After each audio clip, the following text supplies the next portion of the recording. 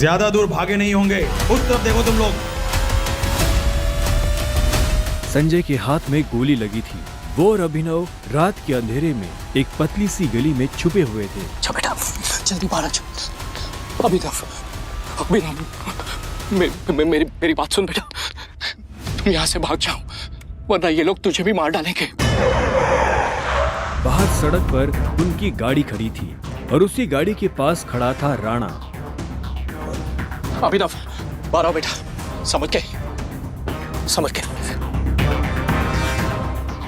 जिसने संजय को गोली मारी थी। नहीं पापा, मैं आपको छोड़ के नहीं जाऊंगा। जिद मत कर अभिनव। बेटा देख, मैं तो अपनी जिंदगी जी चुका हूँ। अब जो भी करना है तुम्हें करना है, सब कुछ तुम्हें संभालना है। और मेरी बात सुन, एक बार यहाँ से जाए उसके बाद दोबारा मुड़ के मत देखना, ठीक है? संजय ने कहा और अपनी उंगली में से एक सोने की अंगूठी निकालकर अभिनव को थमा दी। उस पर टी लिखा हुआ था। और एक बात हमेशा याद रखना, अपनी आखिरी सांस तक लड़ना है। समझ गया ना टाइगर? संजय ने अभिनव के माथे को चूमा। Run tiger, run tiger run! और अपनी बंदूक लेकर उन लोगों का सामना करने के लिए गली से बाहर निकल गए। संजय जैसे ही अपनी गाड़ी के पास पहुंचे तो राणा ने संजय पर बंदूक तान दी। टाइगर, इस कमीने का चेहरा मत भूलना।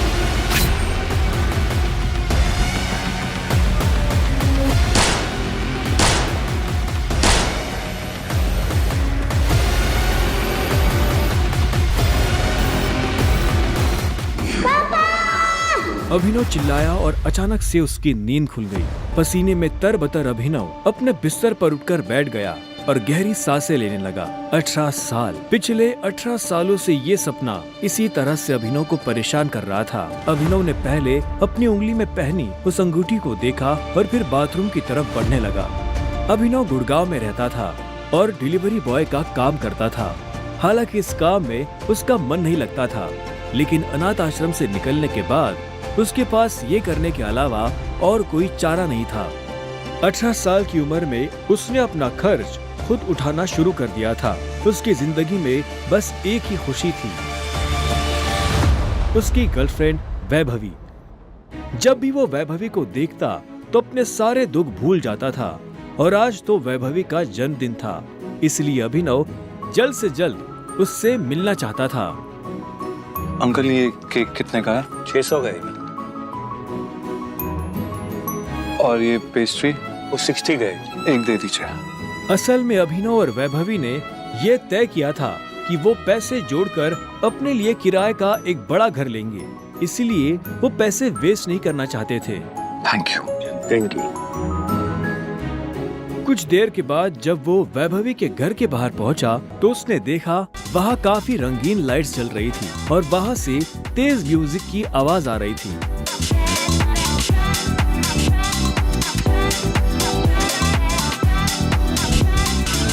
वैभवी, ये सब क्या है? ये कौन है वैभवी? देख नहीं रही है, डिलीवरी बॉय है। पर हम तो केक मंगवा चुके थे ना, फिर तूने पेस्ट्री क्यों मंगवाई? ओह, याद आया, ये तो वही डिलीवरी बॉय है ना जिसको तू डेट कर रही थी।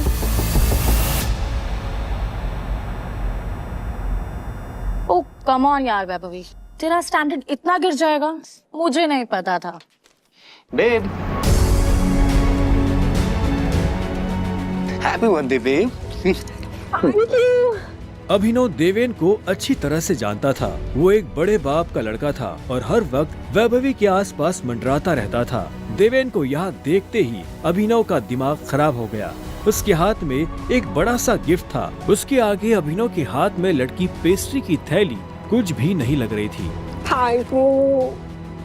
मेरी वैभवी को छूने की तेरी हिम्मत कैसे? Stop it. दोस्तों, तुम लोगों को मेरे ऊपर डाउट था ना, मेरे स्टैंडर्ड्स पर डाउट था। अब बताती हूँ मेरे स्टैंडर्ड्स क्या है। मैं तुमसे ब्रेकअप कर रही हूँ। What? और नहीं तो क्या, बेचारी कब तक तुझ जैसे गरीब के साथ ऐसी आधी पेस्ट्री खाती रहेगी? सारे तेरी हिम्मत कैसे? तेरी तो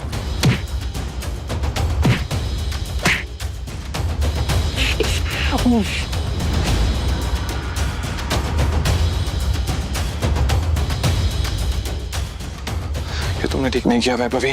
और अभिनव वहां से निकल गया। वो उन दोनों की शक्ल अब और नहीं देखना चाहता था। उसकी आंखों में आंसू थे और उसका दिल बुरी तरह टूट चुका था। हर घूंट के साथ उसकी आंखों के सामने वो दृश्य आ रहा था जिसमें देवेन वैभवी के गालों को चूम रहा था। ये तुमने अच्छा नहीं किया वैभवी, तुमने बिल्कुल अच्छा नहीं किया।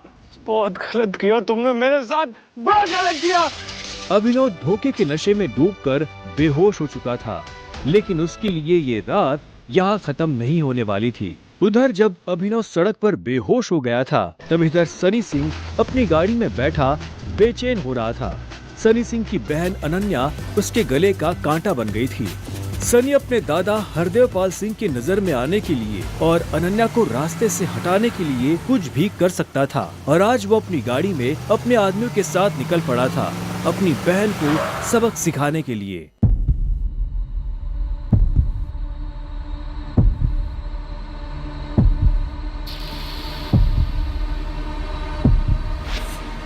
जल्दी करो, गाड़ी में डालो इसे।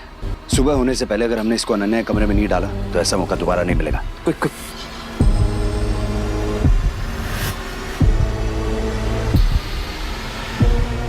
सनी के आदमी अभिनव को उठाकर सीधा रूम नंबर 409 में घुस गए। सही कपड़े उतारो और बेड पे लिटाओ उसको। कपड़े उतारो उसका।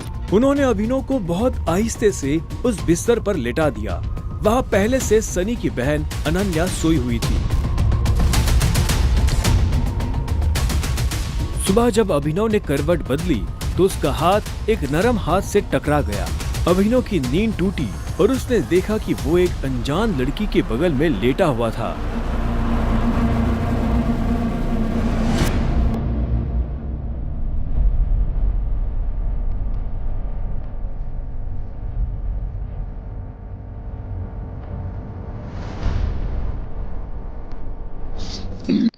कौन हो तुम?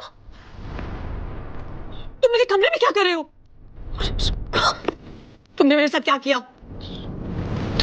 अबे नहीं, वो मेरे साल में।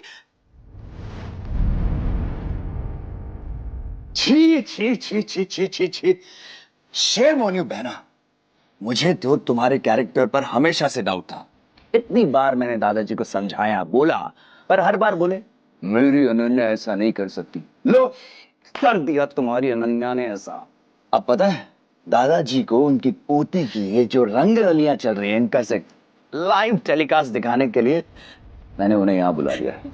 भाई मुझे नहीं पता, भरोसा करिए। क्या हुआ, कैसे हुआ? मैं जानती तक नहीं इस लड़के को, नहीं जानती भाई। मैं भी के बीच में कुछ भी नहीं हुआ। नहीं। इससे पहले कि अभिनव सफाई देता, अनन्या और सनी के दादा हरदेव पाल सिंह कमरे में पहुंच चुके थे। उनके पहनावे से समझ आ रहा था कि वो बहुत अमीर आदमी थे। अनन्या को इस हाल में देख उनकी आंखें गुस्से में लाल हो गई थी। मुझे तुमसे ये उम्मीद नहीं थी। दादाजी, आप जैसा सोच रहे वैसा बिल्कुल नहीं है। अनन्या, तुम्हें अच्छे से नियम पता थे, फिर भी तुमने सारे नियम तोड़ दिए। नहीं दादाजी, नहीं। और तू?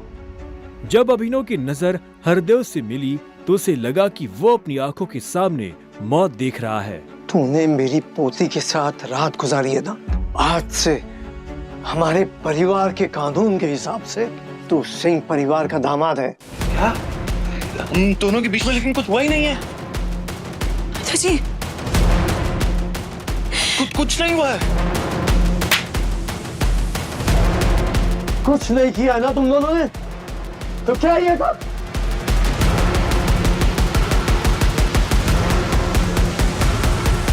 इससे पहले कि अभिनव कुछ समझे, हरदेव के आदमियों ने उसे मारना शुरू कर दिया था। अभिनव हरदेव की उम्र का लिहाज कर रहा था, इसलिए उसने अपने आप को रोक लिया था। अनन्या, इसे हॉस्पिटल भेज देना ताकि शाम को अकरम की पार्टी में आने के लिए ठीक ठाक से तैयार हो जाए। और याद रखना, मुझे शाम को अकरम की पार्टी में ये तुम्हारे साथ जरूर नजर आना चाहिए।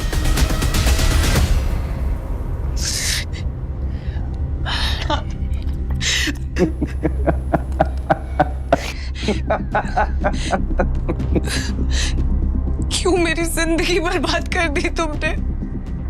क्यों? अभिनव के पास इस सवाल का कोई जवाब नहीं था।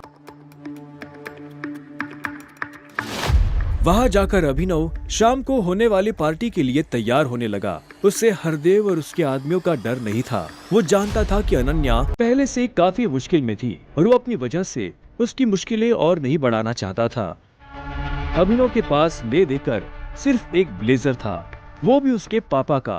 वो जगह जगह से फटा और उधड़ा हुआ था, लेकिन जब अभिनव ने उसे पहना तो उसकी खूबसूरती ने ब्लेजर की सारी कमियां ढक दी। अभिनव का अंदाजा सही था, अनन्या का घर काफी बड़ा था। वो एक अमीर परिवार की लड़की थी।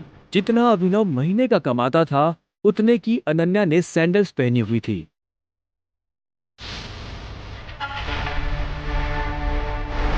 अनन्या की आंखों में दिख रहा था कि वो अभिनव से कितनी नफरत करती थी।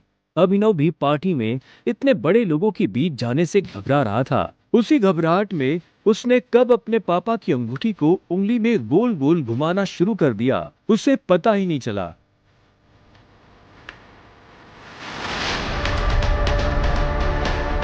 इस अंगूठी को उतार दो प्लीज, बहुत गंदी लग। सॉरी पर ये अंगूठी मेरा सब कुछ है।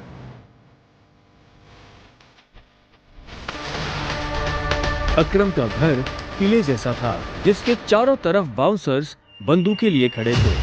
जैसे ही अनन्या और अभिनव अंदर आए तो इतने में उसकी नजर देवेन से टकरा गई।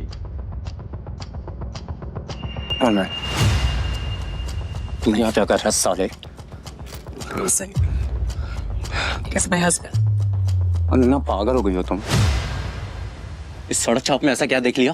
किससे शादी कर ली? जुबान संभाल के बात कर। नहीं तो क्या कर लेगा तू? बोलना, क्या कर लेगा?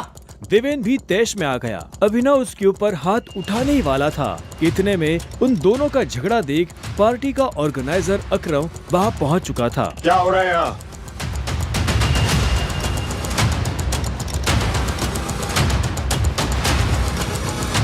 अकरम सर, देखिए इस आदमी, ये क्रिमिनल है, जबरदस्ती आपकी पार्टी में घुसा है। इधर आओ।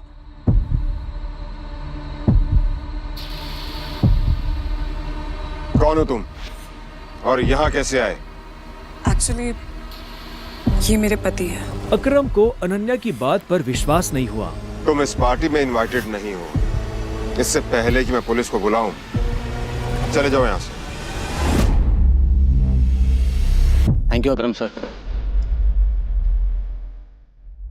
अनन्या, तुम भी इससे दूर हो, साला गरीब कहीं का। रुको।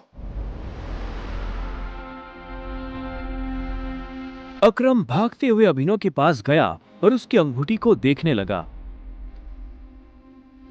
मुझे तुमसे कुछ जरूरी बात करनी है, अकेले में। अच्छा, चलो। अकरम ने कहा और अभिनव का हाथ पकड़कर उसे अपने साथ अंदर ले जाने लगा। अनन्या, देवेन, सनी और पार्टी में मौजूद बाकी लोग ये देख हैरान हो गए थे। कुछ देर बाद जब वो अकरम के कमरे में पहुंच गए तो अकरम ने दरवाजा बंद किया और अभिनव के पास आकर बोला, मैं तुम्हारी ये अंगूठी देखना चाहता। क्यों? करो बात। मैं ऐसे मांगने वाला नहीं हूं, बस मुझे इसमें कुछ देखना है, प्लीज।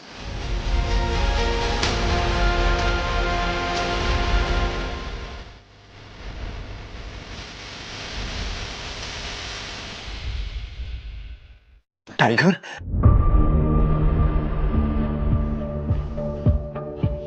टाइगर?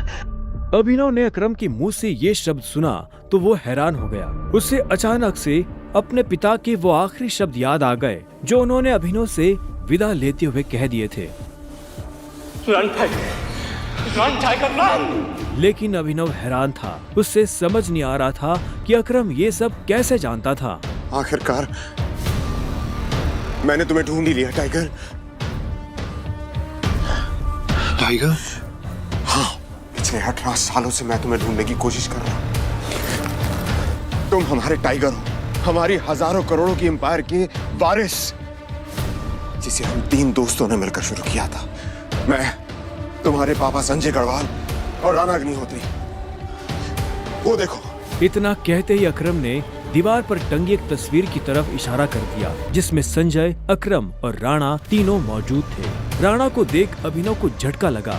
उसकी आंखों के सामने वो सपना फिर से हरा हो गया, जो वो हर सुबह देखकर उठता था। उस रात अभिनव के पिता को जिस आदमी ने गोली मारी थी वो राणा था। दोस्त होने के बावजूद राणा ने अभिनव के पिता के साथ गद्दारी की थी। अभिनव की आंखें चिंगारी सी लाल हो गई। क्या हुआ? तुम इतना गुस्से में क्यों? नहीं, मैं ठीक हूँ। आप मुझसे कुछ कहना चाहते थे? हाँ, तो मैं तुम्हें हमारी कंपनी द माफिया किंग के बारे में कुछ बताने वाला था, जिसे हम 3 दोस्तों ने मिलकर खड़ा किया था। द माफिया किंग, जिसके नाम से पॉलिटिशियन, सेलिब्रिटीज, इस देश का सबसे बड़ा आदमी भी कांपता था। लेकिन तुम्हारे पापा के जाने के बाद सब कुछ बिखर गया, और इस दौरान हमारे कई दुश्मन खड़े हो गए, जिसमें सबसे बड़ा दुश्मन है इकबाल शेखावत। वो तुम्हें कई सालों से ढूंढने की कोशिश कर रहा है, ताकि तुम्हें मारकर वो हमारा नामो निशान खत्म कर देना चाहता है। फिलहाल द माफिया किंग का सारा काम राणा का बेटा मोंटी संभाल रहा है। अब तुम आ गए हो तो इस कंपनी की भागदौड़ तुम संभालोगे। अपने पापा के काम को अब तुम्हें आगे बढ़ाना होगा टाइगर। ये सुनते ही अभिनव के कान खड़े हो गए थे। कल तक उसकी जेब में 100 रुपए भी नहीं थे, और आज अचानक वो हजारों करोड़ की कंपनी का मालिक हो गया था। अब आगे क्या होने वाला था? क्या अभिनव अपने पिता की मौत का बदला ले पाएगा? कैसे एक डिलीवरी बॉय संभालेगा अपनी पिता की हजारों करोड़ की कंपनी द माफिया किंग को? इन सभी सवालों का जवाब पाने के लिए बस अपनी स्क्रीन पर नीले बटन को क्लिक करें, फिर प्ले स्टोर खोलने के बाद पॉकेट FM ऐप इंस्टॉल करें और फिर अपने मोबाइल नंबर से रजिस्टर करें। अब आप पॉकेट FM की ढेरों मजेदार कहानियां सुन सकते हो। सुनने के लिए तुरंत डाउनलोड करें पॉकेट FM और सुने ये दिलचस्प कहानी द रिटर्न ऑफ टाइगर, बिल्कुल मुफ्त।